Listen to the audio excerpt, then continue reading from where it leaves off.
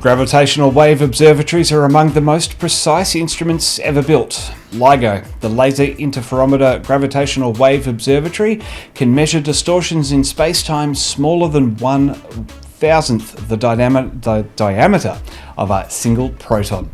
To do science at that level of intensity, calibration has to be exact.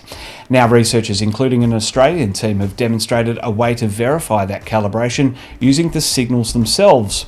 Gravitational waves are ripples in space-time generated by extreme cosmic events, most commonly the merger of two black holes or neutron stars.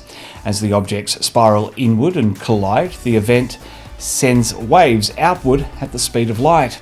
LIGO detects them by measuring the extraordinary subtle change in the length of its 4-kilometre laser arms.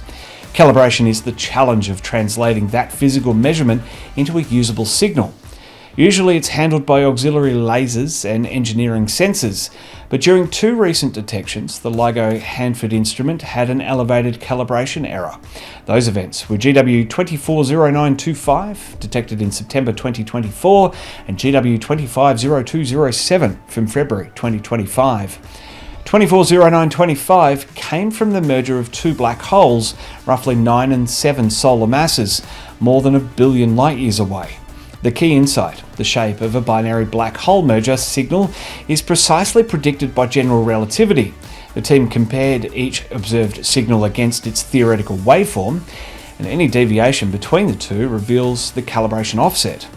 They used those deviations to measure and correct the error directly from the astrophysical data with no auxiliary hardware required.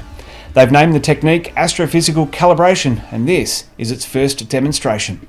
Scientific leadership came from Dr. Ling Sun at the Australian National University, with key contributions from Milika Sinya at Monash University and Dr. Yixian Christian Lee at the University of Melbourne.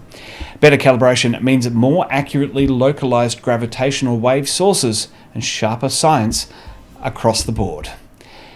Direct from the Trek Zone studio in Brisbane, this is a Talkin' Science Daily Bite.